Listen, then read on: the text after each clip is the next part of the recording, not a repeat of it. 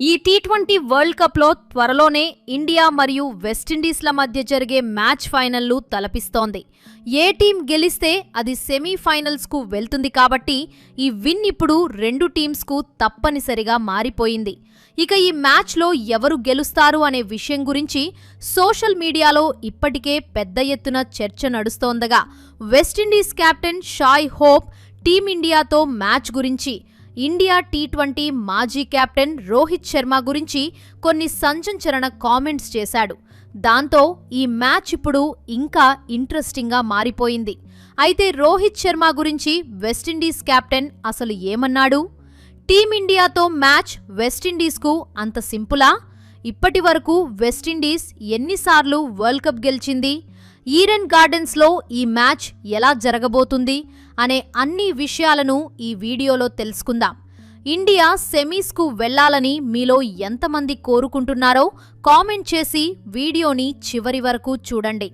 ముందుగా India West Indies మధ్య match జరగబోయే వేదిక గురించి మాట్లాడుకుంటే కోల్కతాలోని ఈడెన్ గార్డెన్స్ దానికి పూర్తిగా సిద్ధమైపోయింది. ఈ మ్యాచ్ను క్రికెట్ పండితులు పైసా వసూల్ మ్యాచ్గా అభివర్ణిస్తున్నారు. ఎందుకంటే ఇది ముమ్మాటికి ఒక క్వార్టర్ ఫైనల్ లాంటిది. ఇందులో గెలిచిన జట్టే నేరుగా సెమీఫైనల్కు చేరుకుంటుంది. ఓడిన జట్టు ఇంటికి వెళ్లాల్సుంటుంది. ఇక ఈ పిచ్ గురించి క్యూరేటర్ సుజన్ ముఖర్జీ ఒక ఆసక్తికరమైన విషయాన్ని వెల్లడించారు. ఇదే పిచ్పై గతంలో జరిగిన స్కాట్లాండ్ మరియు ఇటలీ మ్యాచ్లో స్కాట్లాండ్ ఏకంగా 207 పరుగులు చేసింది. దీన్ని బట్టి చూస్తుంటే రేపు పరుగుల వరద పారడం ఖాయమని అర్థమవుతోంది. బెంగాల్ క్రికెట్ సంఘం అధ్యక్షుడు సౌరవ్ గంగూలీ స్వయంగా పిచ్చును సుదీర్ఘంగా సమీక్షించారంటే ఈ మ్యాచ్ ప్రాధాన్యత ఏంటో మనకర్థమవుతుంది. బ్యాటర్లకే కాకుండా నాణ్యమైన స్పిన్నర్లకు కూడా ఈ పిచ్ అండగా ఉంటుందని గత మ్యాచ్లు నిరూపించాయి. అలా సెమీఫైనల్ బర్త్ కోసం ఇండియా వెస్టిండీస్ల మధ్య త్వరలోనే ఒక సూపర్ మ్యాచ్ జరగబోతుండగా మ్యాచ్కు ముందే వెస్టిండీస్ కెప్టెన్ షాయ్ హోప్ కొన్ని సంచలన కామెంట్స్ చేశాడు. త్వరలోనే మీరు ఇండియాతో మ్యాచ్ ఆడబోతున్నారు కదా, దాని గురించి మీ ఒపీనియన్ అండ్ ప్లాన్స్ ఏంటి అని హోప్ను ఒక ఇంటర్వ్యూయర్ అడగగా దానికి హోప్ సమాధానమిస్తూ, ఇండియాతో మ్యాచ్ ఆడటానికి మేము రెడీగా ఉన్నాం. ఇండియాలో మ్యాచెస్ జరుగుతున్నప్పుడు ఖచ్చితంగా ఆ టీంతో ఒక మ్యాచ్ ఎలాగైనా పడుతుందని మాకు తెలుసు. ఇప్పుడు అదే జరిగింది. ఇండియాతో మేము ఆడే మ్యాచ్ను మేము క్వార్టర్ ఫైనల్గా చూస్తున్నాం. అయితే ఇప్పుడు టీమిండియాలో రోహిత్ శర్మ లేడు కాబట్టి మాకు అంత టెన్షన్ లేదు. ఎలాగైనా ఆ మ్యాచ్ గెలిచి సెమీస్కు వెళ్తాం అని చెప్పాడు. ఇలా వెస్టిండీస్ కెప్టెనే రోహిత్ శర్మ లేడు కాబట్టి మాకు హోప్ ఉంది అని చెప్పడంతో రోహిత్ ఫ్యాన్స్ ఫుల్ హ్యాపీ అయిపోయి ఇది రోహిత్ శర్మ అంటే అని సోషల్ మీడియాలో పోస్టులు పెడుతున్నారు. ఇక మన ప్రధాన అంశమైన వెస్టిండీస్ జట్టు ప్రదర్శన గురించి మాట్లాడుకుంటే ఈ టోర్నమెంట్లో విండీస్ ప్రయాణం చాలా అద్భుతంగా సాగింది. గ్రూప్ స్టేజ్లో వారు ఒక్క మ్యాచ్ కూడా ఓడిపోకుండా సూపర్ 8కు అర్హత సాధించారు. స్కాట్లాండ్, ఇంగ్లాండ్, నేపాల్ మరియు ఇటలీ జట్లను వరుసగా ఓడించి తమ సత్తా చాటారు. ముఖ్యంగా ఇంగ్లాండ్ను 30 పరుగుల తేడాతో ఓడించడం వారిలో ఎంతో ఆత్మవిశ్వాసాన్ని నింపింది. సూపర్ 8లో కూడా వారు జింబాబ్వేపై 254 పరుగుల భారీ స్కోరు సాధించి 107 పరుగుల తేడాతో రికార్డు విజయాన్ని అందుకున్నారు. అయితే దక్షిణాఫ్రికాతో జరిగిన మ్యాచ్లో వారికి మొదటి ఓటమి ఎదురైంది. ఆ మ్యాచ్లో ఒక దశలో 83 పరుగులకే 7 వికెట్లు కోల్పోయి విండీస్ కష్టాల్లో పడగా రొమారియో షెపర్డ్ మరియు జాసన్ హోల్డర్ 8వ వికెట్కు 89 పరుగుల పార్ట్నర్షిప్ను నెలకొల్పి జట్టును ఆదుకున్నారు. అయినప్పటికీ దక్షిణాఫ్రికా కెప్టెన్ ఐడెన్ మార్క్రమ్ మెరుపు ఇన్నింగ్స్తో విండీస్ను ఓడించాడు. ప్రస్తుత పాయింట్ల టేబుల్ను గమనిస్తే వెస్టిండీస్ మరియు ఇండియా రెండూ తలో ఒక విజయం, ఒక ఓటమితో 2 పాయింట్ల వద్ద ఉన్నాయి.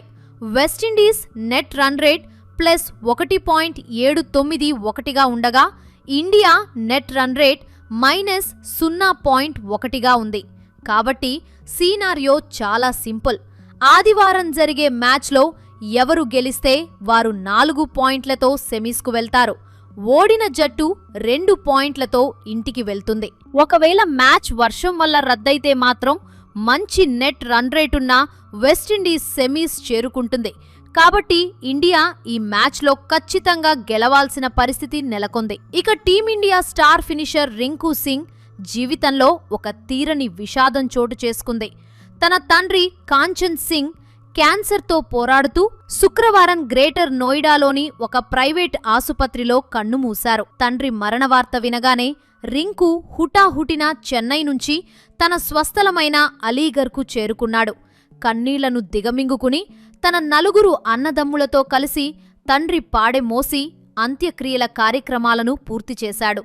అయితే ఇక్కడే రింకు సింగ్ తన దేశభక్తిని మరియు వృత్తి పట్ల తనకున్న అంకిత భావాన్ని చాటుకున్నాడు.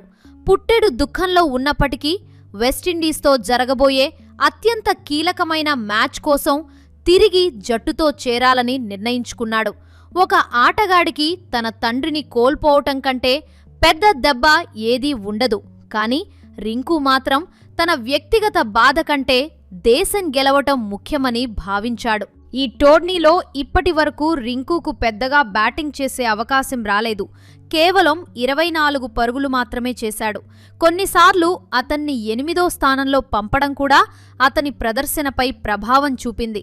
జింబాబ్వేతో జరిగిన గత మ్యాచ్లో అతను బెంచ్కే పరిమితమైన రేపటి చావో రేవో తేల్చుకోవలసిన మ్యాచ్లో అతను జట్టుకు ఎంత కీలకమో మేనేజ్మెంట్కు తెలుసు. చూడాలి వెస్టిండీస్ మ్యాచ్లో ఎలా ఆడతారో మరి. ఇక వెస్టిండీస్ జట్టుకు టీ20 వరల్డ్ కప్లో గొప్ప చరిత్ర ఉంది. వారు 2012 మరియు 2016లలో ఛాంపియన్లుగా నిలిచారు. అలా ఇండియా మరియు ఇంగ్లాండ్లతో కలిసి అత్యధిక టైటిల్స్ గెలిచిన జట్టుగా వెస్టిండీస్ రికార్డ్ సాధించింది. ఇక వెస్టిండీస్ జట్టు ఎప్పుడూ ప్రమాదకరమైనదే. 1975 మరియు 1979లో మొదటి 2 వన్డే వరల్డ్ కప్లను గెలిచిన జట్టుగా వారి వారసత్వం చాలా గొప్పది. ఇండియా కూడా తక్కువేం కాదు. స్వదేశీ పరిస్థితులు మనకు అనుకూలంగా ఉన్నాయి. పైగా ఈడెన్ గార్డెన్స్ వంటి వేదికపై టీమిండియాకు మంచి రికార్డుంది. మన టాప్ ఆర్డర్ బ్యాటర్లు మరియు స్పిన్నర్లు రాణిస్తే విండీస్ను కట్టడి చేయడం కష్టమేమీ కాదు.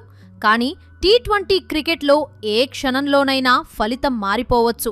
అందుకే ఈ మ్యాచ్ చివరి బాల్ వరకు ఉత్కంఠగా సాగడం ఖాయం. అలా 2 జట్లు పోటాపోటీగా ఉన్నాయి కాబట్టి ఇండియా వెస్టిండీస్ మ్యాచ్ సెమీస్ బెర్త్ను నిర్ణయించే చావోరేవో పోరు. ఇక వ్యక్తిగత విషాదాన్ని పక్కన పెట్టి రింకు సింగ్ జట్టు కోసం తిరిగి రావడం టీమిండియాకు పెద్ద బూస్ట్. అలాగే ఈడెన్ గార్డెన్స్ పిచ్ బ్యాటింగ్కు అనుకూలంగా ఉండబోతోంది కాబట్టి భారీ స్కోర్లు ఆశించవచ్చు. పాకిస్తాన్ సెమీస్ చేరాలంటే అసాధ్యమైనైనా రన్ రేట్ సమీకరణాలను అధిగమించాల్సి ఉంది. వెస్టిండీస్ జట్టు తన 3వ టీ20 టైటిల్లు లక్ష్యంగా బరిలోకి దిగుతుండగా ఇండియా తన 3వ టైటిల్ కోసం గట్టిగా పోరాడుతోంది. చూడాలి మరి ఏం జరుగుతుందో. అంతేకాదు ఈ T20 world cup semi-final race నిజంగా చాలా ఆసక్తికరంగా మారింది. గ్రూప్ 2 నుంచి ఇంగ్లాండ్ జట్టు వరుసగా 3 విజయాలు సాధించి ఇప్పటికే సెమీస్ బెర్త్ను ఖరారు చేసుకుంది. ఇంగ్లాండ్ జట్టు శ్రీలంక, పాకిస్తాన్ మరియు న్యూజిలాండ్లను ఓడించి సగర్వంగా ముందుకు సాగింది. ఇక గ్రూప్ 1 విషయానికి వస్తే దక్షిణాఫ్రికా జట్టు భారత్ మరియు వెస్టిండీస్లపై గెలిచి 4 పాయింట్లతో ఇప్పటికే సెమీస్కు చేరుకుంది. ఇప్పుడు మిగిలి ఉన్న 2 సెమీఫైనల్ బెర్తుల కోసం 4 జట్ల మధ్య గట్టి పోటీ నెలకొంది. గ్రూప్ 1 నుంచి భారత్ లేదా వెస్టిండీస్, గ్రూప్ 2 నుంచి న్యూజిలాండ్ లేదా పాకిస్తాన్ పోటీలో ఉన్నాయి. ముఖ్యంగా పాకిస్తాన్ జట్టు పరిస్థితి చాలా క్లిష్టంగా ఉంది. వారు సెమీస్ చేరాలంటే శనివారం శ్రీలంకతో జరిగే మ్యాచ్లో గెలవడమే కాకుండా రన్ రేట్లో న్యూజిలాండ్ను వెనక్కి నెట్టాల్సి ఉంటుంది. ఐసీసీ లెక్కల ప్రకారం పాకిస్తాన్ కనీసం 65 పరుగుల తేడాతో గెలవాలి లేదా శ్రీలంక నిర్దేశించిన లక్ష్యాన్ని కేవలం 13.1 ఓవర్లలోనే పూర్తి చేయాలి. ఒకవేళ వారు విఫలమైతే ఇప్పటికే +1.39తో మంచి నెట్ రన్ రేట్ కలిగిన న్యూజిలాండ్ నేరుగా సెమీస్కు వెళ్తుంది. శ్రీలంక జట్టు ఇప్పటికే 2 పరాజయాలతో టోర్నీ నుంచి నిష్క్రమించింది. కాబట్టి వారు పాకిస్తాన్ ఆశలను దెబ్బతీస్తారో లేదో చూడాలి. చివరగా క్రికెట్ అనేది కేవలం ఆట మాత్రమే కాదు, అదొక స్ఫూర్తి. రింకు సింగ్ లాంటి ఆటగాళ్లు తమ బాధను దిగమింగుకుని దేశం కోసం మైదానంలోకి దిగుతున్నప్పుడు వారిని చూసి గర్వపడటం మన బాధ్యత. రేపటి మ్యాచ్లో గెలుపోటములు ఎలా ఉన్నా ఇలాంటి క్రీడా స్ఫూర్తి ఎప్పటికీ నిలిచిపోతుంది. సో ఇది ఫ్రెండ్స్, ఈ వీడియో మీకు నచ్చితే ఒక లైక్ చేసి ఇలాంటి మరెన్నో ఇంట్రెస్టింగ్ వీడియోస్ కోసం మా ఛానల్ను సబ్స్క్రైబ్ చేసుకోండి.